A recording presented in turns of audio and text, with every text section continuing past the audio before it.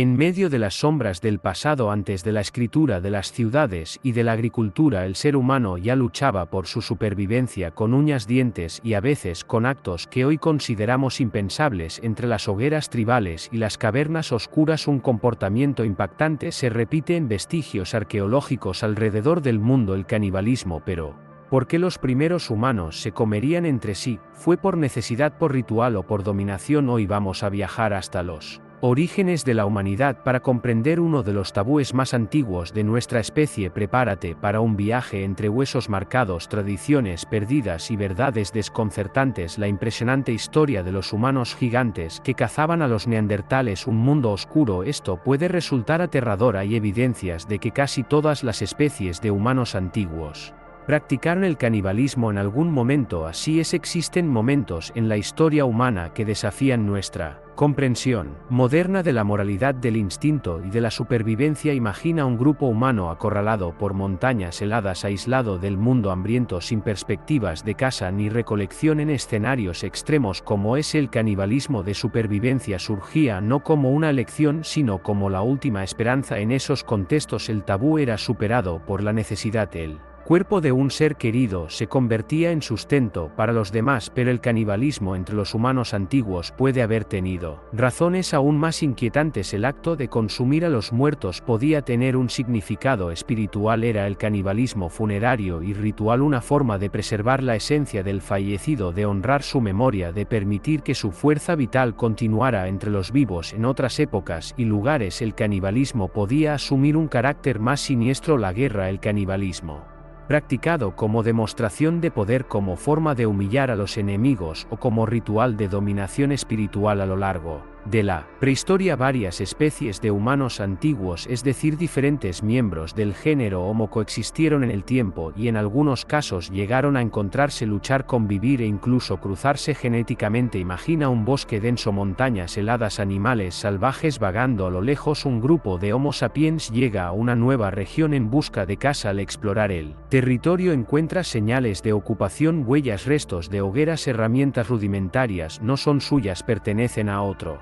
grupo. El ambiente es tenso, no hay entendimiento lingüístico, solo la presencia del otro, extraña y amenazadora. Cuando distintos grupos humanos se encontraban, la primera reacción no siempre era pacífica. Veían en el otro amenaza directa a los escasos recursos, refugio, casa, agua. Si el entorno era hostil, la posibilidad de colaboración disminuía, y si había conflicto, el grupo derrotado no solo podía ser eliminado, sino también devorado. El canibalismo en estos contextos surgía no solo como gesto de supervivencia, sino como acto simbólico de poder y destrucción total. En cuevas como la de Gox Cave en Inglaterra, los arqueólogos encontraron huesos humanos con claras marcas de cortes, desmembramiento y raspado, exactamente igual que las señales dejadas en los huesos de animales cazados. Más impresionante aún, cráneos transformados en recipientes. Estos vestigios sugieren que los Homo sapiens que habitaron allí no solo mataban a otros humanos, sino que los consumían, y tal vez esos otros pertenecían a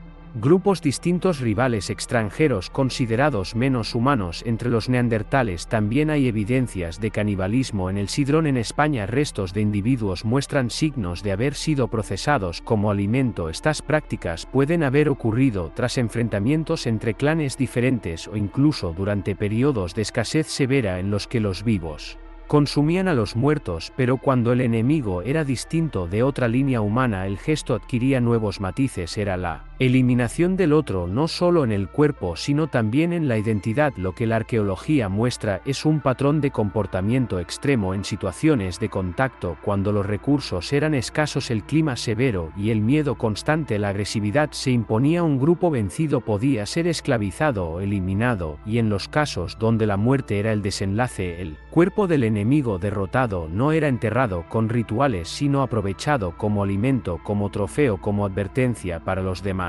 El canibalismo interespecífico nos recuerda que la historia humana es también la historia del miedo al otro, de cómo tratamos al diferente, de cómo el reconocimiento de la semejanza puede ser superado por la desconfianza, el conflicto y la violencia. Incluso en tiempos más recientes, el canibalismo entre grupos humanos volvió a surgir en contextos extremos: guerras, asedios, naufragios. La prehistoria no fue la excepción. En lugar de ejércitos organizados había clanes, en lugar de tratados el silencio de las armas de piedra y en lugar de cementerios restos esparcidos por cuevas con señales de que los muertos fueron alimento de los vivos cromagnones. El terror de los neandertales en los oscuros corredores del tiempo entre fósiles y leyendas persiste una imagen poderosa, la de los cromagnones como gigantes. Los cromagnones aparecieron en Europa hace unos 40.000 años en el periodo conocido como Paleolítico Superior, cuando sus primeros fósiles fueron descubiertos en el año 1868 en la cueva de Cro-Magnon en el sur de Francia. Los científicos de la época quedaron impresionados. Los esqueletos presentaban características notables: elevada estatura, cráneo ancho, mandíbula robusta con una altura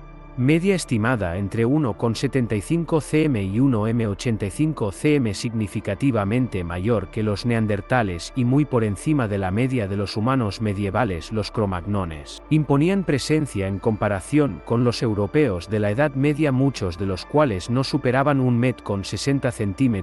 Los cromagnones parecían gigantes. Esta diferencia de estatura alimentó el imaginario popular y académico en una época en la que se sabía poco sobre la evolución humana. El descubrimiento de estos cuerpos grandes, fuertes y antiguos generó tanto fascinación como misterio, con huesos densos, tórax ancho y músculos definidos según se infiere por los puntos de inserción muscular en los esqueletos. Los Cro-Magnon eran físicamente impresionantes, eran cazadores, se desplazaban por vastas extensiones, enfrentaban bestias prehistóricas. Su constitución física reflejaba las brutales exigencias del entorno en el que vivían. Para sobrevivir necesitaban fuerza, resistencia, ingenio. En términos anatómicos, los Cro-Magnon tenían cráneos más grandes que los nuestros, no solo en tamaño absoluto, sino también en volumen cerebral. Algunos alcanzaban los 16 centímetros CIC, superando la media del Homo sapiens moderno. Este dato, combinado con su robustez ósea y elevada estatura, alimentó teorías sobre una posible superioridad física e intelectual. Aunque controvertida, esta idea perduró durante décadas. Eran cazadores-recolectores que recorrían grandes territorios siguiendo las migraciones de animales como mamuts, renos y bisontes.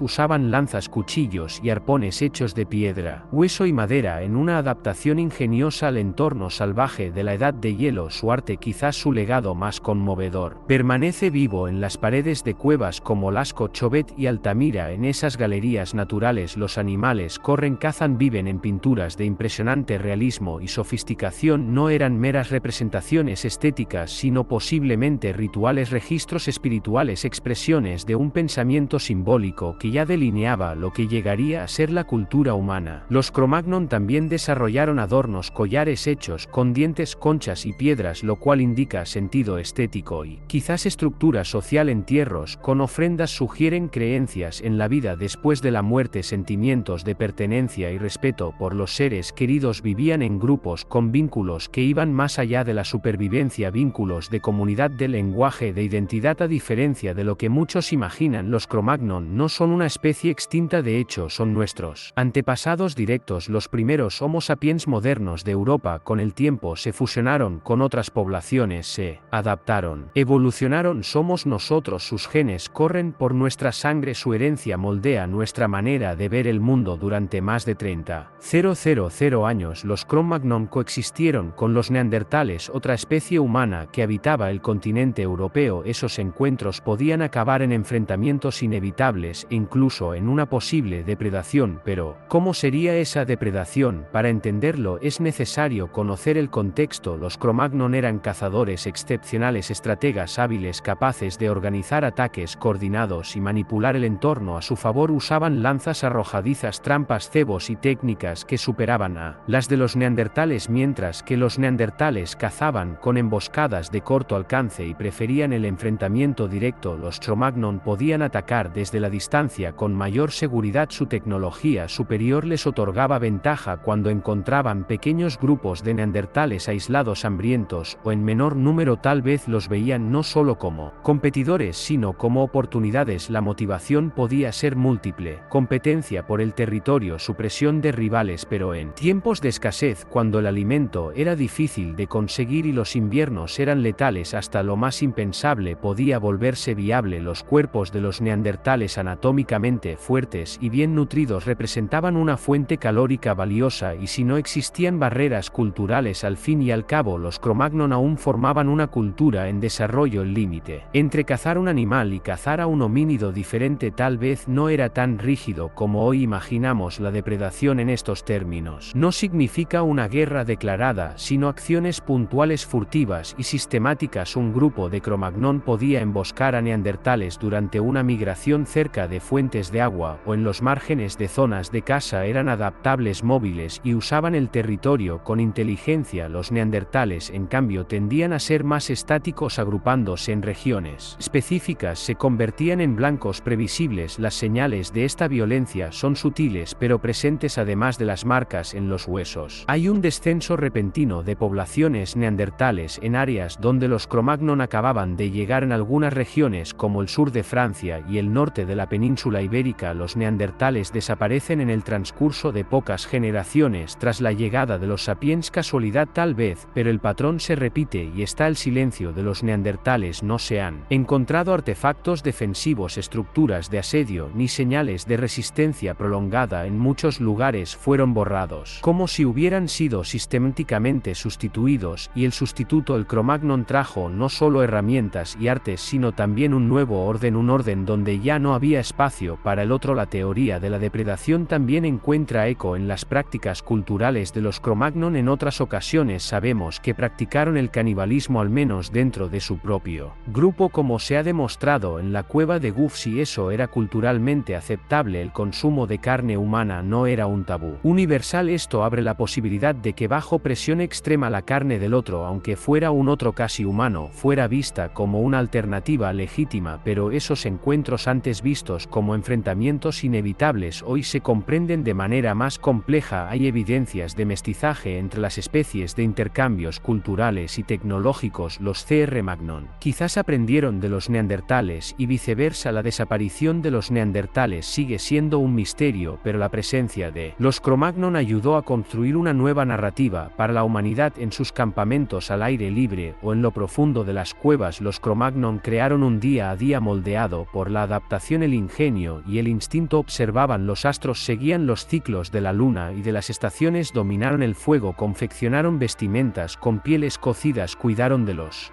heridos y de los enfermos. Con cada gesto trazaban los contornos de la civilización. Los descubrimientos arqueológicos continúan sorprendiendo. Herramientas sofisticadas como buriles y raspadores, agujas de hueso con orificios perfectos, instrumentos musicales rudimentarios como flautas hechas con huesos de ave. La creatividad de los Cro-Magnon no conocía límites. Incluso frente a la adversidad florecía una cultura rica, compleja y profundamente humana. Los yacimientos arqueológicos de Europa son testigos silenciosos de esa trayectoria. En cada fragmento de hueso, en cada lasca de sílex, en cada pigmento ocre late la vida de un pueblo que exploró lo desconocido. El pasado de los Cro-Magnon no está enterrado, respira, habla, inspira. Somos sus herederos, y el mundo que hoy conocemos se asienta sobre los cimientos que ellos levantaron. A medida que avanzan las nuevas tecnologías de análisis, surgen más detalles sobre la alimentación, los rituales, los desplazamientos y las relaciones sociales de los Cro-Magnon. El ADN antiguo revela parentescos, migraciones, cruces con otros grupos. La prehistoria deja de ser una tierra nebulosa para convertirse en un retrato vívido de la aventura humana, y es imposible no sentir cierto asombro al imaginar la mirada de un Cro-Magnon fijándose en nosotros a través de los milenios. Una mirada que vio el mundo en su estado más bruto, más salvaje, más auténtico. Una mirada que comprendió la belleza, el peligro y el misterio de la existencia. El legado de los Cro-Magnon va más allá de los vestigios físicos, está presente en nuestra búsqueda de significado, en el arte que creamos, en la manera en que nos organizamos en sociedad. Fueron los primeros en comprender que vivir es más que sobrevivir, es construir, sentir, expresar, es dar sentido al tiempo, al espacio y a la vida. Y así, en cada cueva visitada, en cada objeto encontrado, en cada investigación realizada, volvemos a contar la historia de los Cro-Magnon, una historia que es en esencia la nuestra, una historia que nos invita a mirar hacia atrás, no con nostalgia, sino con respeto y a seguir adelante con la certeza de que formamos parte de un linaje extraordinario que comenzó mucho antes de que supiéramos lo que significaba ser humano. Máscara de huesos. Los primeros rituales de intimidación y control psicológico. Imagina una época en la que los dioses aún no tenían nombre, en la que la muerte era una constante y el mundo espiritual se mezclaba con el mundo físico con una naturalidad sobrecogedora. Ahora imagina la figura de un ser humano cubierto con pieles de animales, el rostro oculto tras una máscara hecha de huesos, mandíbula de jabalí, cráneo de ciervo, dientes humanos incrustados. No era fantasía, era ritual, era control, era poder psicológico encarnado. Las primeras máscaras rituales de la humanidad no fueron creadas para celebrar, fueron hechas para dominar, para intimidar, para aterrorizar. Los arqueólogos han encontrado en yacimientos del Paleolítico y del Mesolítico indicios de que ciertos grupos humanos antiguos utilizaban fragmentos óseos para confeccionar adornos faciales que iban más allá de la protección o la ornamentación. Eran máscaras y su uso estaba ligado a prácticas que mezclaban guerra, espiritualidad y psicología primitiva. Imagina enfrentarte a un rival en la penumbra de un bosque o en la entrada de una cueva y ver ante ti una figura con ojos negros e inmóviles envuelta en huesos de otros humanos y animales. La mente ya debilitada por el miedo se rinde, la batalla está perdida antes del primer golpe. Ese era el objetivo: intimidación absoluta. Las máscaras de huesos eran armaduras psicológicas utilizadas por líderes, guerreros, chamanes o cazadores de élite para convertirse en algo más que hombres, para convertirse en mitos vivos. Las pruebas están en los detalles: cráneos trabajados con precisión, mandíbulas perforadas para ser atadas, fragmentos de huesos pulidos con marcas de uso, en algunos casos restos de pigmentos alrededor de las cavidades oculares. Esas máscaras no eran casuales, eran objetos diseñados, construidos, usados repetidamente en batallas, rituales de caza, ceremonias de iniciación o ejecuciones. Pero ¿por qué huesos? Porque los huesos tienen una simbología ancestral, son la última parte en desaparecer, son estructura, permanencia, vestigio de la vida. Usar el hueso de un enemigo o de un animal poderoso era un acto de apropiación, de absorción, de fuerza, de memoria, de esencia. También era una advertencia: lo que fue suyo ahora es mío. Cada máscara era un trofeo, cada diente un recuerdo de la victoria, cada fisura una historia contada en silencio. Los Homo sapiens que fabricaban y usaban esas máscaras conocían el impacto que causaban, manipulaban el miedo, sabían cómo provocar, cómo asustar, cómo paralizar al otro en tiempo sin lenguaje escrito. La comunicación simbólica lo era todo y nada hablaba más fuerte que el rostro del desconocido cubierto con restos mortales. Era el terror convertido en estrategia y no era solo entre enemigos, dentro de los propios grupos. Esas máscaras podían usarse en rituales de poder, un líder las usaba para imponer autoridad, un chamán para invocar espíritus, un cazador para canalizar la esencia de su presa. Los jóvenes que las veían sentían respeto, miedo y reverencia. La máscara era un puente entre mundos, el humano y el divino, lo natural y lo sobrenatural, lo vivo y lo muerto. Homo heidelbergensis. En un pasado distante, mucho antes de que los Homo sapiens conquistaran el mundo, una especie humana dominaba Europa, partes de Asia y África. Su nombre, Homo heidelbergensis, viviendo hace entre 700,000 y 200,000 años, fueron los antepasados directos de los neandertales y posiblemente incluso de los sapiens fuertes, resilientes e inteligentes. Estos antiguos humanos dejaron huellas profundas en la prehistoria y entre esas huellas una de ellas sigue intrigando y asombrando a los arqueólogos hasta hoy: el canibalismo. El Homo heidelbergensis era una especie adaptada a entornos severos, sobrevivió al clima impredecible del Pleceno, a la megafauna agresiva y a la competencia constante por los recursos, y fue en ese contexto donde en momentos extremos el consumo de carne humana surgió como una estrategia o ritual de supervivencia. El testimonio más impresionante de esta práctica proviene de un lugar en España, la Cima de los Huesos, en la Sierra de Atapuerca. En ese yacimiento arqueológico excavado en una cueva profunda, los arqueólogos encontraron los restos de al menos 28 individuos de Homo heidelbergensis. Muchos de estos esqueletos presentan signos de traumas, fracturas intencionadas y marcas de corte. El análisis forense sugiere que algunos de esos huesos fueron rotos de manera consistente con la extracción de tuétano, una técnica común para el consumo alimentario. Para los estudiosos hay pocas dudas: hubo canibalismo, pero ¿qué tipo de canibalismo? ¿Era por supervivencia, practicado en tiempos de escasez o ritual, parte de una ceremonia de transición o de culto a los antepasados? La respuesta sigue envuelta en misterio. El hecho de que los cuerpos estén juntos cuidadosamente acumulados en un lugar remoto y de difícil acceso sugiere algo más que el simple instinto de matar y comer. Tal vez la cima de los huesos fuera un lugar de entierro, tal vez un altar, tal vez ambas cosas. La idea de que el Homo heidelbergensis practicaba canibalismo ritual no es absurda, aunque no tuvieran un lenguaje simbólico desarrollado como el nuestro. Hay señales de comportamiento complejo, uso de herramientas, organización social, cuidado de los heridos. El canibalismo en ese caso podría haber servido como una forma de lidiar con la muerte, de absorber el espíritu de los fallecidos, de mantener viva su memoria literalmente. Y existía también la brutal realidad de la supervivencia en regiones donde el invierno era riguroso y los recursos escaseaban. Los grupos de Homo heidelbergensis podían enfrentarse a decisiones imposibles en esos momentos. El cadáver de un compañero, de un anciano, incluso de un rival, podía convertirse en una fuente de alimento. Es un comportamiento extremo pero comprensible a la luz de la lucha constante por la vida. El canibalismo también pudo haberse dado entre grupos rivales. No es imposible imaginar enfrentamientos entre clanes, batallas por territorio, por alimento, por dominio, y tras la victoria los cuerpos de los vencidos podían ser consumidos como gesto de venganza, de dominación o de absorción de poder. Esta práctica, que más tarde se repitió en culturas humanas mucho más recientes, podría tener raíces profundas en los tiempos del Homo heidelbergensis. Las marcas en los huesos no mienten, cortes precisos que extraen la carne de forma eficiente, fracturas largas en los huesos de las piernas y los brazos indicando el acceso al tuétano, una de las partes más nutritivas del cuerpo. En algunos casos incluso los cráneos fueron quebrados, lo que sugiere el consumo del cerebro. Son gestos que evocan prácticas alimentarias, no solo violencia. Para los Homo heidelbergensis, la línea entre el hombre y el alimento podía ser tenue, no por barbarie sino por necesidad y posiblemente por tradición. En tiempos en los que los dioses aún no tenían nombres y los rituales se realizaban con fuego, piedra y sangre, el cuerpo humano tenía múltiples significados. Era vehículo de energía, de esencia, de memoria ancestral. El descubrimiento de la cima de los huesos no está solo en otros yacimientos como Bodo, Etiopía. Fósiles atribuidos al Homo heidelbergensis también muestran marcas que podrían indicar manipulación post-mortem. Si no se trata de canibalismo, es como mínimo una señal de tratamiento ritual del cadáver, lo que ya revela un nivel de complejidad y conciencia de la muerte raramente asociado a especies tan antiguas. Los Homo heidelbergensis no dejaron arte, no dejaron palabras, pero dejaron huesos, huesos que cuentan historias, historias de supervivencia, de conflicto, de comunidad y tal vez de banquetes funerarios. Eran humanos en formación, portadores de un futuro que aún no comprendían, y entre sus actos el canibalismo aparece como un comportamiento que desestabiliza nuestras ideas sobre moral, instinto y cultura. Hoy observamos a esos antepasados con distancia y fascinación. Intentamos entender por qué en un mundo tan antiguo la carne humana podía tener valor. Intentamos ver en ellos algo de nosotros y al mismo tiempo algo que dejamos atrás. Pero tal vez el canibalismo del Homo heidelbergensis no sea tanto una desviación, sino más bien una respuesta a las condiciones implacables de su existencia. En sus huesos vemos una humanidad aún cruda, pero ya capaz de gestos intensos, capaz de cazar, de cuidar, de luchar y de consumir a los suyos. La historia del Homo heidelbergensis está escrita en fragmentos, pero cada fragmento nos acerca a un tiempo en el que lo humano aún aprendía lo que significaba ser humano, y en esa lección ancestral el canibalismo fue tal vez una etapa inevitable. La base de la alimentación del Homo heidelbergensis era carnívora. Evidencias arqueológicas, especialmente marcas de corte en huesos de grandes mamíferos, indican que estos antiguos humanos eran cazadores habilidosos. Buscaban animales grandes, antiguos elefantes, caballos salvajes, ciervos, uros e incluso hipopótamos. La carne de estos animales era altamente nutritiva y podía alimentar a un grupo durante varios días, pero para abatir una presa de tal tamaño se necesitaban planificación, cooperación y herramientas afiladas, utilizando lanzas de madera endurecida al fuego, cuchillas de piedra tallada. Los Homo heidelbergensis organizaban cacerías colectivas. El éxito requería conocimiento del territorio, observación del comportamiento animal, paciencia y fuerza. Las emboscadas en corredores naturales como valles y laderas eran estrategias comunes. Una vez abatida la presa, el grupo procesaba rápidamente la carne para evitar la llegada de depredadores y aprovechaban todo: músculo, grasa, tuétano, piel y huesos. Pero no vivían solo de carne, también recolectaban lo que la naturaleza ofrecía: frutas silvestres, raíces comestibles, tubérculos, semillas, hojas e incluso miel formaban parte de su dieta. Esta recolección la realizaban mujeres, niños y ancianos que conocían profundamente las plantas de su entorno, sabían cuáles provocaban dolor de estómago, cuáles eran sabrosas, cuáles podían usarse en infusiones o aplicarse sobre heridas. Era un conocimiento transmitido por gestos, por repetición, por necesidad de sobrevivir. La alimentación también incluía insectos, huevos de aves, pequeños reptiles y peces. Cuando encontraban ríos o lagos, los Homo heidelbergensis aprovechaban las oportunidades, pescaban con las manos, capturaban tortugas, recolectaban moluscos. Nada se desperdiciaba. Cualquier fuente de proteína era valiosa en un mundo donde la próxima comida nunca estaba garantizada. En algunos casos el alimento provenía de fuentes más controvertidas. Otros humanos y arqueológicos, como la cima de los huesos en España, revelan marcas en huesos humanos que sugieren canibalismo. Tal vez en momentos de hambre extrema, tal vez como ritual, los huesos fueron rotos para extraer el tuétano, los cráneos abiertos con precisión. El Homo heidelbergensis, cuando estaba bajo presión, podía transformar el cuerpo del semejante en una fuente de sustento, pero incluso en las prácticas alimentarias más extremas había un rasgo claro: ingenio. El Homo heidelbergensis sabía utilizar el fuego, al menos para manipular el entorno y posiblemente para cocinar. Aún existe debate entre arqueólogos sobre cuándo comenzó realmente la cocción de los alimentos, pero ya hay indicios de manipulación intencionada del fuego en ese periodo. El calor servía para ablandar raíces, asar carne, alejar a los depredadores y conservar los alimentos por más tiempo. La conservación, por cierto, era un reto constante. Sin sal, sin refrigeración, los alimentos se estropeaban rápidamente, pero se empleaban técnicas rudimentarias: secado al sol, ahumado en cuevas, almacenamiento en agujeros cubiertos. Lo que no podía comerse de inmediato se escondía o se compartía. La solidaridad era también una tecnología de supervivencia. El entorno influía directamente en la dieta. En regiones tropicales la base podía ser más vegetal, en climas fríos predominaba la carne, y en todos los casos la adaptabilidad era clave. Cuando los grandes animales migraban, el Homo heidelbergensis los seguía. Cuando una planta dejaba de florecer, buscaban otra. La dieta no era estática, era un reflejo de la relación íntima con el territorio. La alimentación no era solo biológica, era social. Comer era un acto colectivo. La casa requería cooperación, el reparto mantenía unido al grupo. El alimento creaba vínculos, reforzaba el liderazgo, determinaba el valor de cada miembro de la comunidad. Aquellos que sabían cazar o identificar plantas seguras gozaban de prestigio. El alimento era poder. Con el tiempo, la práctica alimentaria del Homo heidelbergensis moldeó su fisiología: dientes fuertes, mandíbulas anchas, estómago resistente, un cuerpo adaptado para extraer el máximo de una dieta dura, fibrosa, a veces cruda. Esa alimentación ayudó a sostener cerebros más grandes, cuerpos más fuertes y sociedades más complejas. Hoy, al estudiar los restos de alimentos, las herramientas de caza y los huesos preservados en las cuevas, reconstruimos una dieta que era al mismo tiempo brutal e ingeniosa. Los Homo heidelbergensis comieron lo que pudieron, como pudieron, y así vivieron durante cientos de miles de años. Alimentaron su cuerpo y con él alimentaron el futuro de la humanidad. Con lanzas, con ojos atentos, con instinto afilado, aseguraron su próxima comida y la siguiente, hasta que un día su linaje se dividió, se transformó, y de ellos nacieron nuevas especies, incluyéndonos a nosotros. La comida que cazaron, recolectaron y compartieron continúa de alguna manera sosteniéndonos, porque sin ella, sin ese acto cotidiano de comer para vivir, la historia humana nunca habría comenzado. Las dificultades de un mundo severo, en un mundo sin mapas, sin refugio garantizado, donde el frío cortaba la piel y el hambre era una constante. El ser humano dio sus primeros pasos hacia la supervivencia. Nuestros antiguos antepasados se enfrentaron a desafíos que moldearon no solo sus cuerpos, sino también su mente, sus sociedades, sus creencias. La historia de la humanidad es ante todo una historia de resistencia, y para entender cómo prosperamos, primero debemos comprender contra qué luchamos. El mayor enemigo desde el principio fue el entorno. La tierra de la prehistoria era un lugar implacable. Durante el Pleoceno, largas eras glaciares cubrían vastas regiones con hielo y nieve. Las temperaturas descendían a niveles extremos. El viento era cruel, la comida escasa, refugios naturales como cuevas eran disputados con depredadores, e incluso en los periodos más templados el clima cambiaba demasiado rápido como para permitir la acomodación. Sobrevivir exigía adaptación constante. La caza era una tarea peligrosa para asegurarse una comida. Nuestros antepasados enfrentaban animales enormes y letales: mamuts, rinocerontes, lanudos, bisontes gigantes, osos cavernarios. Las armas eran simples, muchas veces hechas de piedra, madera. Un error, una falla en el cálculo significaba la la muerte e incluso cuando tenían éxito era necesario compartir la carne con el grupo, protegerla de carroñeros, conservarla durante días sin refrigeración. Cada comida era una conquista. Además de la casa estaba la recolección. Mujeres, niños y ancianos recorrían grandes distancias en busca de frutos, raíces, semillas y miel. Pero no todo lo que se encontraba era comestible. Plantas tóxicas, hongos venenosos y la escasez estacional convertían la alimentación en un juego de prueba y error. El conocimiento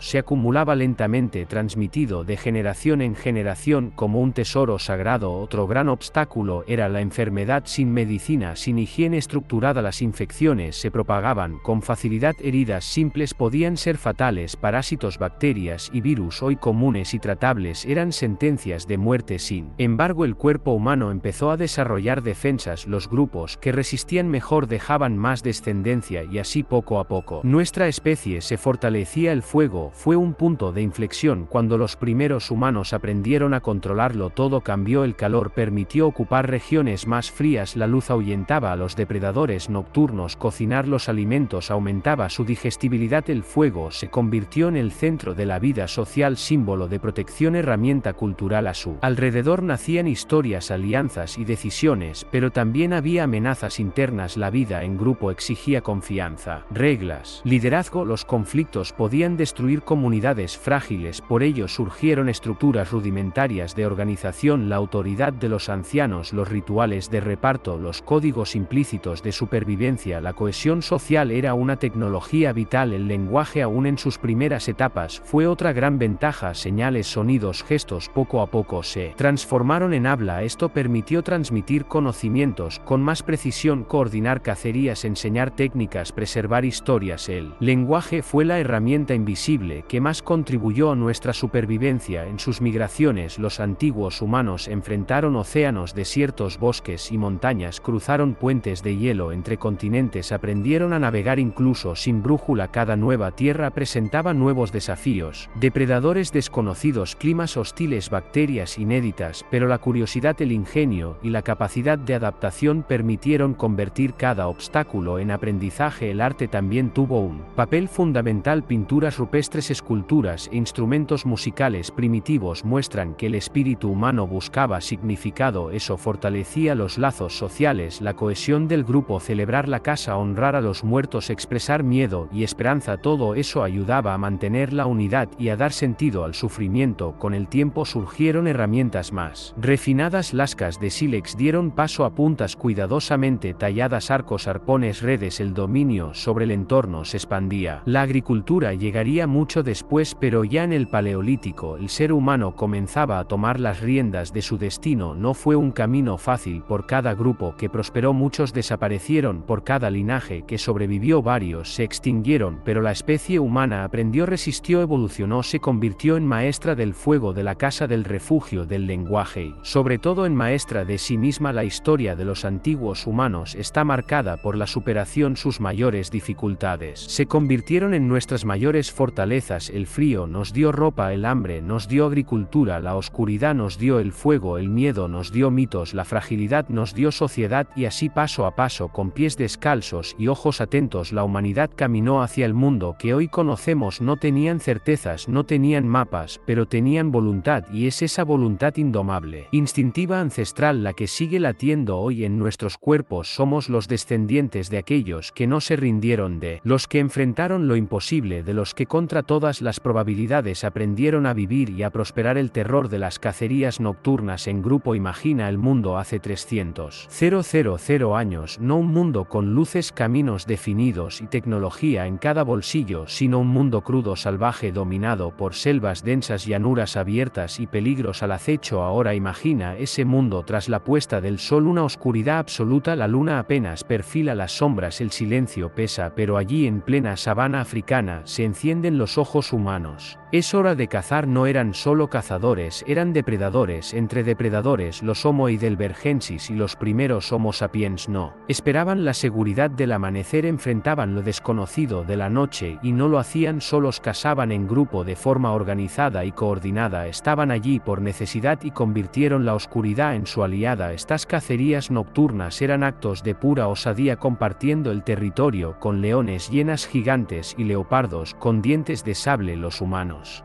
Sabían que cualquier error significaba la muerte, pero el hambre hablaba más fuerte y entonces venían las señales, silbidos breves casi inaudibles guiaban los movimientos, brazas en las manos ocultas bajo hojas brillaban como ojos atentos, cada paso era silencioso, cada respiración controlada y la luna cuando estaba presente era brújula y faro, no había linternas, no había protección, solo coraje, la presa podía ser un antílope en vigilia, un hipopótamo dormido en el barro, un jabalí de colmillos afilados. Los humanos se acercaban poco a poco como sombras que se volvían letales cuando se lanzaba el ataque, no había vacilación, lanzas de madera endurecida volaban con precisión, golpes firmes silenciosos, la muerte debía ser rápida porque el sonido atraería a depredadores mayores y siempre estaban cerca. Fósiles encontrados en regiones de África confirman estas prácticas.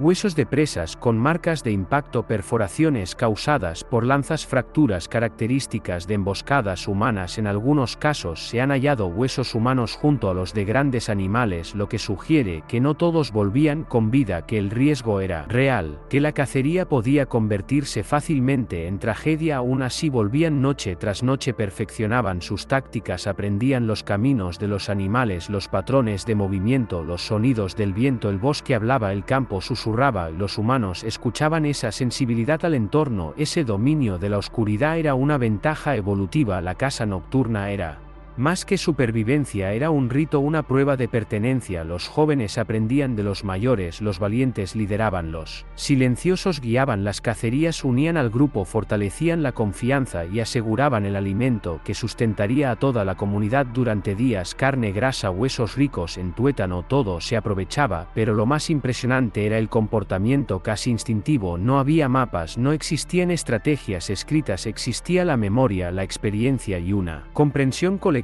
transmitida de generación en generación sobre cómo sobrevivir en la oscuridad. Se movían como un solo organismo. Cuando uno atacaba, todos atacaban. Cuando uno se detenía, todos se detenían. La coordinación no se enseñaba, se sentía. En aquellas noches el terror era real, pero el terror también era un arma. Se evitaban los gritos, el dolor se contenía. Un miembro herido sabía que si alertaba a los depredadores pondría a todos en peligro. El silencio era supervivencia y la sangre derramada era parte del precio pagado a la noche, a la naturaleza, a la muerte que siempre rondaba tan cerca. Ese comportamiento revela algo profundo sobre los humanos antiguos. Su capacidad de adaptación era absoluta. Donde había luz creaban estrategias, donde había sombra creaban coraje. La noche no era refugio para los temerosos, era escenario para los audaces, y allí bajo el velo de la oscuridad nuestros antepasados definieron lo que significaba ser humano, porque no se trataba solo de matar, se trataba de resistir, de avanzar hacia lo desconocido incluso sabiendo que el precio podía ser alto, y al hacerlo noche tras noche los Homo heidelbergensis y los primeros Homo sapiens no solo garantizaban alimento, forjaban el espíritu de la humanidad, la capacidad de planificar, de unir fuerzas, de vencer lo imposible. Hoy con nuestras calles iluminadas y supermercados llenos cuesta imaginar ese mundo, pero vive en nuestra memoria genética, en los rasgos que heredamos, en los miedos primitivos, en los impulsos que aún sentimos ante la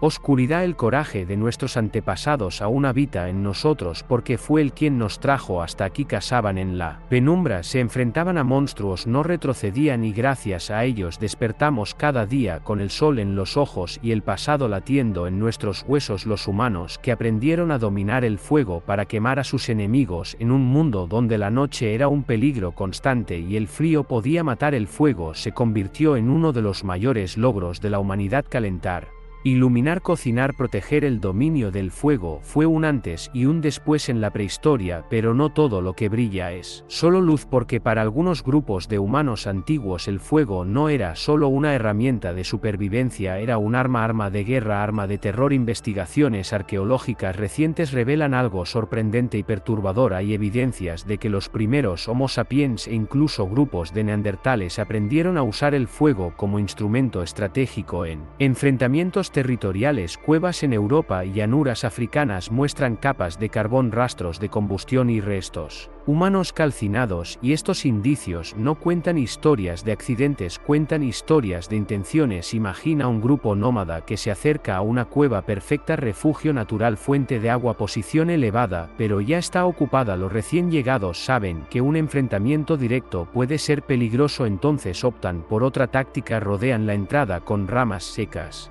Encienden pequeñas hogueras en los flancos de la colina, esparcen humo denso, el aire se vuelve irrespirable, el calor insoportable. Los ocupantes no tienen a dónde huir. En pocos minutos el fuego y el miedo hacen el trabajo sucio. En algunos casos no hubo oportunidad de escapar. Las excavaciones revelaron restos humanos quemados dentro de desfiladeros y cuevas en capas que coinciden con marcas de fuego intencionado. La distribución de los cuerpos, el grado de carbonización y la presencia de cenizas en patrones circulares sugieren que no fue un incendio natural, fue una emboscada con llamas. Esta práctica muestra un aspecto oscuro de la mente humana antigua, la capacidad de usar el miedo como arma. El fuego, que protegía de los depredadores, ahora se utilizaba para eliminar rivales. El humo asfixiaba, las llamas bloqueaban las rutas de escape. El crepitar de las brasas era el sonido del pánico planificado, y quien sobrevivía llevaba consigo el recuerdo y la advertencia. Los arqueólogos llaman a esto uso estratégico del fuego. No era solo una táctica de guerra, era una lección transmitida entre generaciones, una técnica refinada enseñada como parte del arsenal cultural, como lanzar lanzas, construir trampas o seguir rastros. Quemar al enemigo era una opción aprendida, repetida, perfeccionada, y con ella surgía una nueva era de conflictos humanos. Hay registros de que esta práctica no era aislada. En distintos puntos de Europa Central, capas de carbón sobre capas de ocupación humana indican que los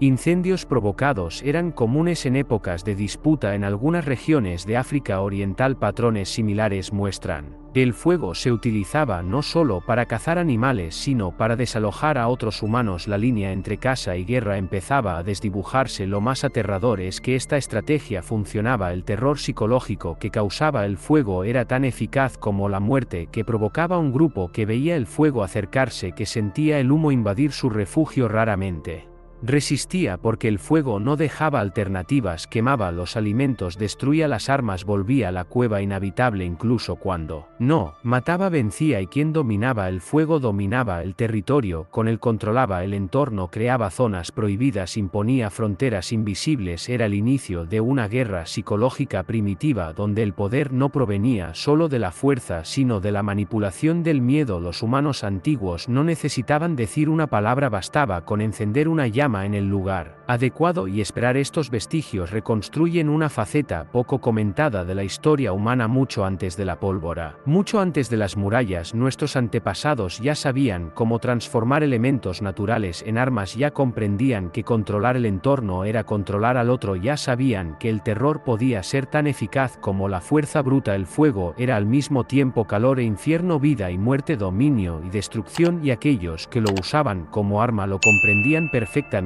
No solo querían vencer, querían dejar un mensaje: aquí no